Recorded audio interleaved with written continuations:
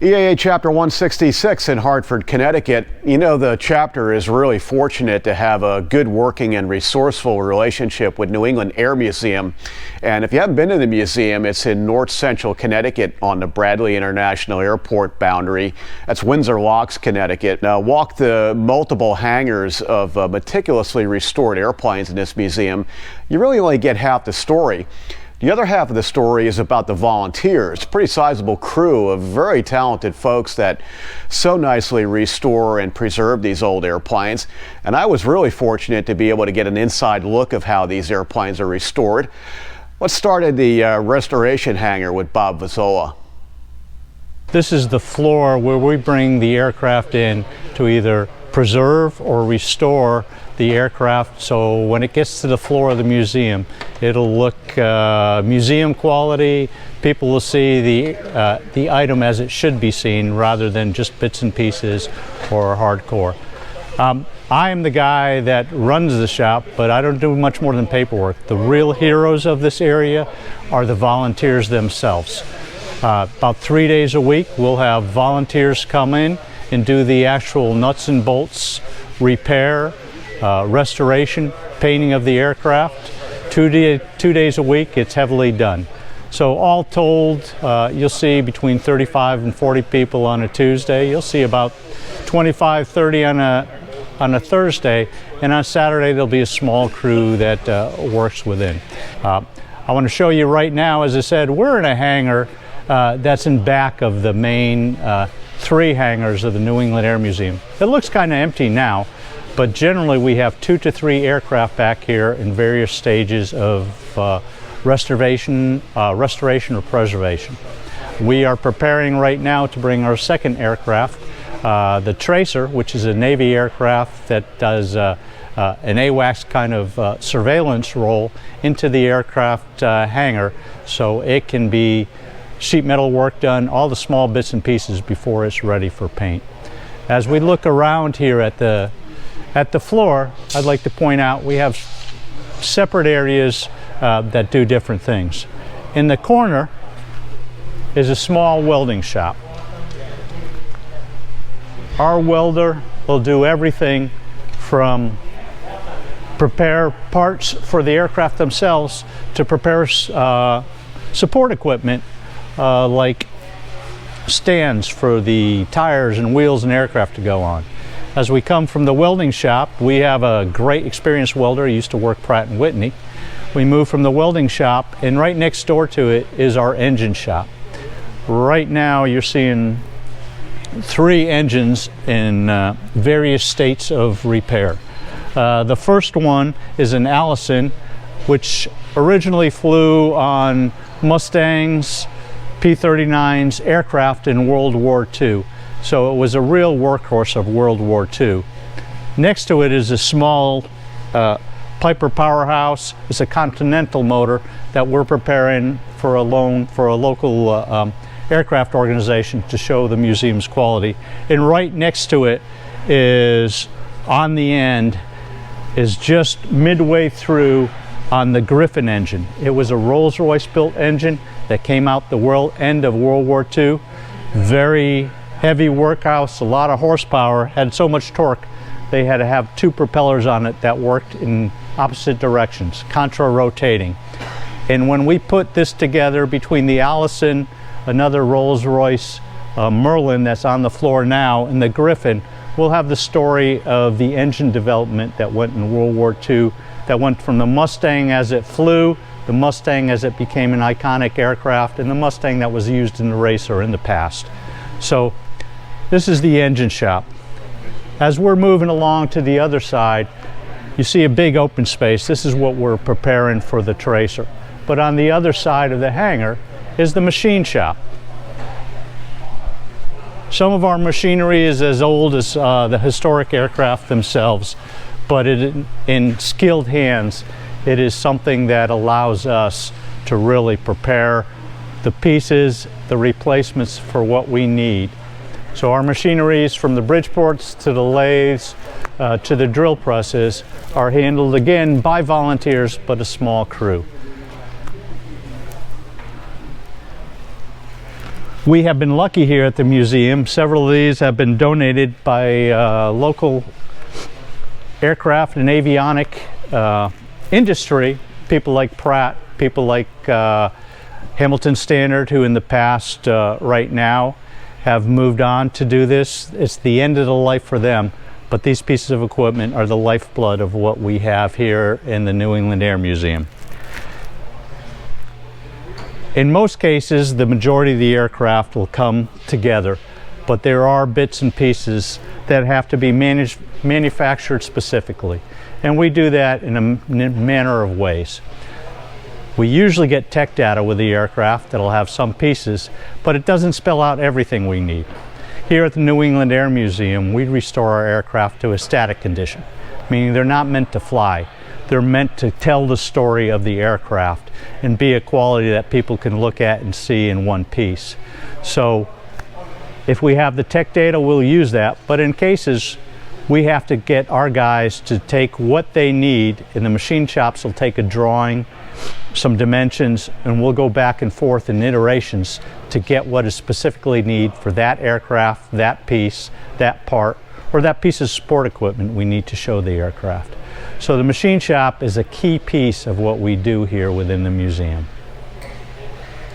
Behind me here is one of the three major preservations that we're working on right now. This is a one-of-a-kind aircraft behind me. The K-16B is a demonstrator that was flown by, or that was prepared by command for the Navy in the late 1950s and early 60s. The K-16B is the predecessor to what we know as the VS-22 Osprey. It was a demonstration of a tilt-wing aircraft that could do short takeoff and landing, to, if it worked to the concept, vertical takeoff and landing. This program was under a Navy contract. When the contract ended, the aircraft was at command, and then it was donated to the museum. This has been outside for us for years, and we're bringing it in here now to do what we call a preservation. The preservation basically takes the aircraft and puts it in a state where it won't degrade anymore. It doesn't go to a full restoration start to finish. So our volunteers here are taking this aircraft right now. We're closing up the holes that come in the cockpit. We're getting it ready for paint. We are getting all things in the rotor systems and the rest ready to show, to go back on display. The K-16B, as I said, is one of several one-of-a-kind aircraft that we have here at the museum. We're blessed with that type. You see people right now, they're working on sheet metal repair on the bottom. We've taken off the rotors and blades to get them preserved and restored for show again. But the aircraft here aren't always in brand new factory condition. They come in various stages. So we're patching up the holes, we're taking off the old paint, we're getting ready for the new. If you look at the wing, that is a concept that needs to be studied, and we have a team from Worcester Polytechnic Institute that they're doing their major qualification project on the performance characteristics of what this aircraft was due. It was flown full size in a wind tunnel in California. The next step of going to flight did not happen, but due to the analysis that the team is doing, we'll find out the characteristics, whether it could fly for real, and if it did, what its performance would be. So this, as well as being something for show, is something that is going into helping the engineers find out performance and working in the education, which is a big part of our mission here at the museum. As we walk along, we don't just do the aircraft as a whole. We take off components so we can do work individually. It's kind of a mix between a helicopter and a straight airplane. So they use what they call prop rotors. The rotor blades would be coming off of this. There are 3 on each rotor system. You see all the actuation and the pieces that would work as you would expect to allow the maneuvering and orientation of the prop rotor blades to work it like you would a helicopter for the listening system. So our crew chief for this aircraft, Rick Centauri, was an aviation maintenance guy in the Marines. He's an electrician now. He has worked in the past at command itself. His dad worked in the actually the flight support, test flight support. So our guys have a real background and affinity to some of these aircraft. What you're looking at now is an aileron from the Albatross, which is a Coast Guard aircraft that's outside of the hangar right now. And these aircraft, due to damage from the tornado, from winds and the weather, need some repair. What they're doing now is sheet metal repair to repair the structure using clecos and rivets to prepare it. The interior structure is metal. The exterior is a fabric. The fabric itself, once the structural repair is done, will have to be reapplied. So not everything you see is as today, where it was sheet metal, aluminum, titanium, exotic materials. This will be a fabric and dope system. And as you look at this is in pretty bad shape, which is why, rather than just patching, we're probably going to have to refabric this whole wing. And people like Tom, who's had experience in that, act as the mentors that'll teach a lot of our volunteers that don't have the full skill on fabric and dope repair what needs to be done. He'll guide them through the process. So mentorship is important. We work on a crew chief system where one person is responsible for the major project, and he takes the other volunteers and assigns them according to the need and according to their skills. So nowadays the tech schools give you a video on fabric repair. Our guys have to actually get their hands dirty, go in and do actual fabric repair. So there's some skills here that are passed down through the generations that some of the guys here that are volunteers have done it before, now become the experts that can be passed on to the tech schools. Hi, my name is Carl Cruff, and I'd like to talk to you about a restoration project I've worked on for the last 9 years. I retired from Pratt & Whitney Aircraft in 2013 and joined the museum as a docent volunteer, and then some of my buddies from Pratt & Whitney said, hey, come and join the restoration team for the DC-3. Behind you, you'll see the New England Air Museum's DC-3, built in 1942. It was always a DC-3, was borrowed by the US government for 3 years, was returned and became an Eastern Airlines property until 1952. We decided that we wanted to return our DC-3, which was painted multicolored beige from the 5th owner. We wanted to return it to those glory years of the great silver liner fleet in 1952. When he joined the museum, we had just gotten some funding from a very well-known philanthropic organization in West Hartford, and we were able to chemically strip the outside of the paint, outside of the airplane, and for the next 3.5 years, myself and 6 other of the guys hand polished it. You know, it's not the type of project you would ever start if you knew it was going to take 3.5 years, but you do the first square foot and it looks so doggone good that you say, let's do another square foot. And then 3.5 years later, it's finished. We brought back the beautiful aluminum, modern looking appearance for the DC-3. We also had the philanthropic organization contribute to hand painting the livery colors.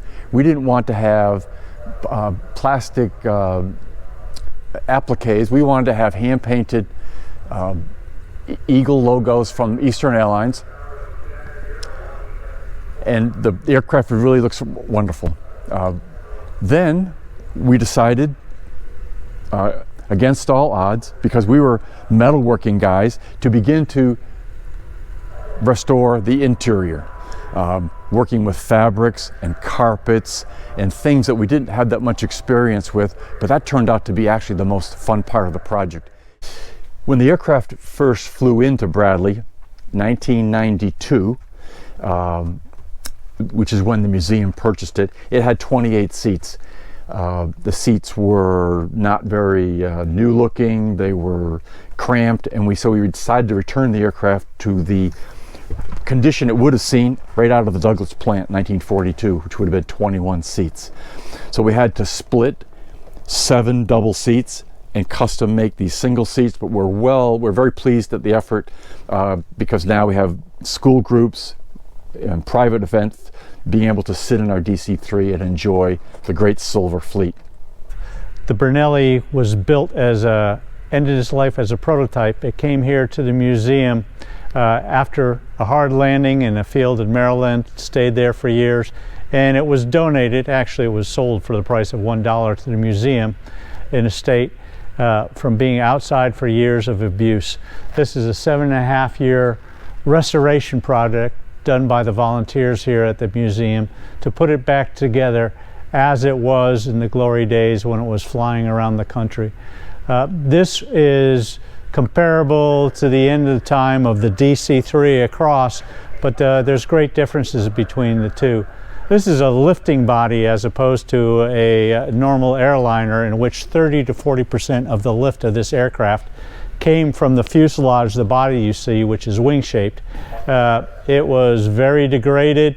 This took a lot of sheet metal and structural repair to the body because it had a hard landing from where it is. Trucked in place from Maryland to us here at the New England Air Museum. And from start to finish, the crew chief on this, Harry, had a great team of people that have finished it inside and out. All right, we're going to walk into now the storage hangar. It's across from the restoration hangar. In this hangar, we have mainly aircraft that have already been restored but are not on permanent display in the museum. We rotate aircraft in and out. So in here are some wonderful aircraft that you may not see at the moment, but will be shown later on. And if we get a new hangar, probably many right away. So come on in.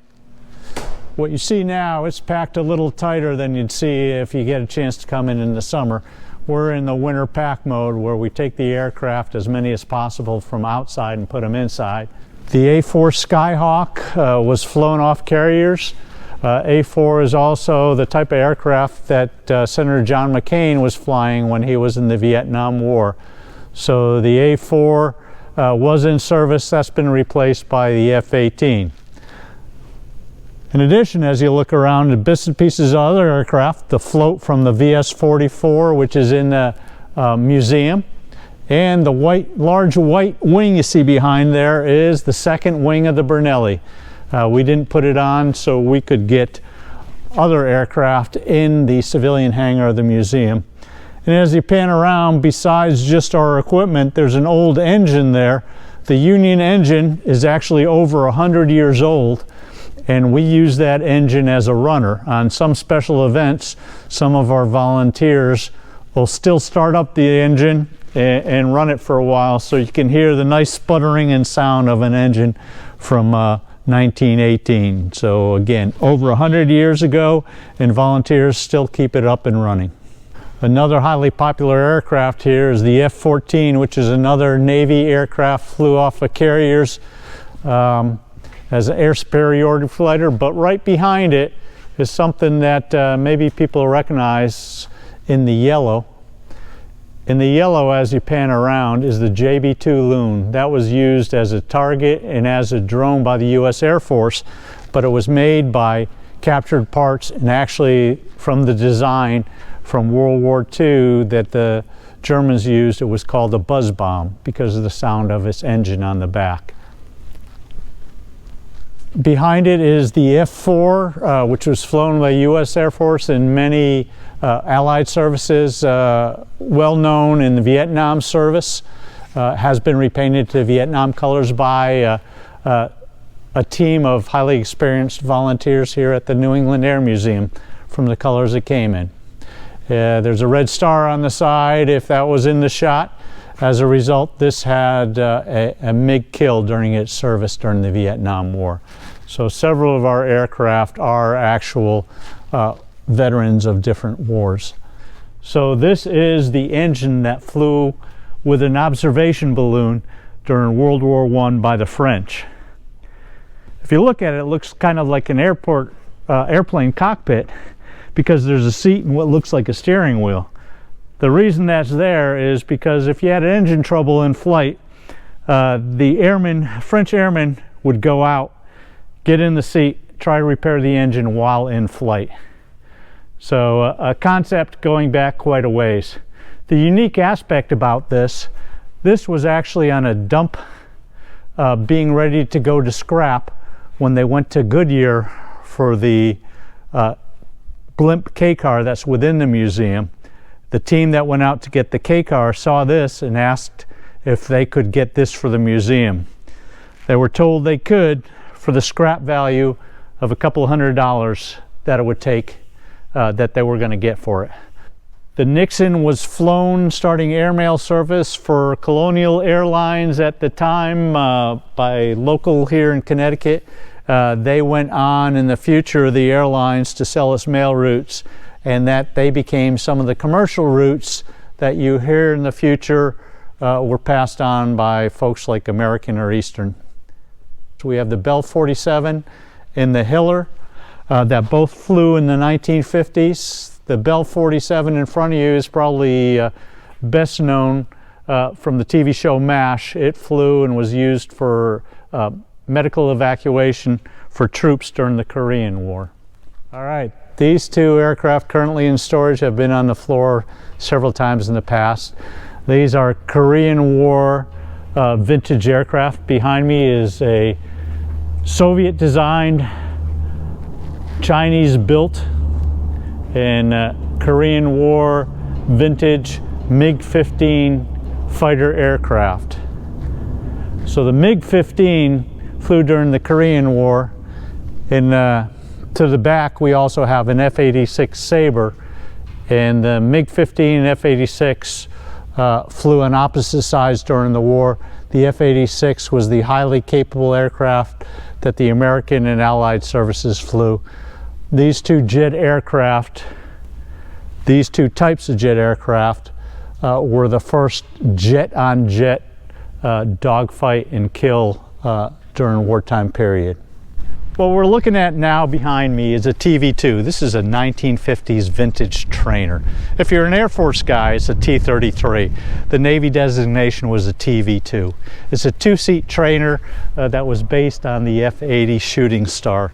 This was also an outside aircraft, and after decades outside, it had degradation on the wing, and in fact, unfortunately, it had everything from a bush growing out of parts of the wing. It was in pretty bad shape.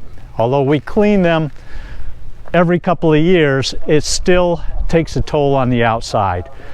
This was preserved, closed up, repainted, and this was rolled out into our outside display yard just this January.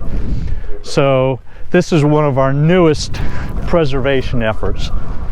Again, the volunteers put this all together. This doesn't come from the factory. This comes from the hard work of dedicated volunteers doing everything from sand down what's on the surface to patching sheet metal repair to putting intake covers in. Right in front of us, nose on, is the F-89 Scorpion that we got from the Maine National Guard. So as many of the aircraft here in the museum, this was flown right here in New England. The F-89 was acquired prior to the days where everything was owned by the military. It was passed on to us, but the more modern aircraft will still be owned by the military services, and we asked permission to get them on loan. Once we get them, we ask permission for anything that is done to this. This Scorpion sat out for decades. It was almost ready in its restoration process when the B-29 came to the museum. The B-29 is an iconic aircraft that you will see on display. Magnificent aircraft, but it took a lot of work to get in place. To get that work done, the F-89 was put to the side, and I'm afraid it was relegated outside for decades, half done, and it saw a lot of problems. This is our most recent preservation effort. It was completed, rolled into place at the end of this summer of 2023. This is another 1950s vintage aircraft. It was in an interceptor. It was built to intercept the Soviet bombers coming across the Arctic Circle, which is why you see the big wing tanks on it. The engines are set up. This has engines still installed in it. But for our aircraft, the acquisitions come from many areas. For the military aircraft now, as I said, each military service has a museum organization that owns the aircraft, and they will work between the different museums to see who gets what, and they will keep tabs on it to make sure they are being preserved and taken care for. You go into a part that most people don't see. This is the very back, what we call our cold storage area, where a lot of the hardware here is the real rough, ready bits and pieces of things that are here for us to go back and check and to add for the displays we have. We also have some engines and parts of aircraft that aren't ready to be restored yet, or aren't ready for the museum floor. So they're here waiting for the process, part of our collection, but not necessarily on the floor, or won't be on for a while. As we're walking back, you see a DC-3 wing that was acquired, not in use at the moment. Our DC-3 was able to be repaired, refinished by what we have, but this is here for usage in the future. The most important asset of this museum are really its people, the volunteers that do this work, as well as you people that come to see it. We are getting ready now. When the break ends, we'll pull in the tracer here. We need to get back to work. I can't tell you what the next project will be after these that we talked about today, but New England Air Museum has a website, so if you check on the restoration tab, you'll see what our current version is. You may see what comes in the future. The museum has been in place for about 65 years now. More to come. We're restoring aircraft, we're acquiring aircraft. What we need is a little more space to put them all out so they're not in storage, so they're on the floor. And we're thankful to have great volunteers here at the museum that preserve, restore, and are a part of the story of all that goes into aviation. And hope to see some of you in the future.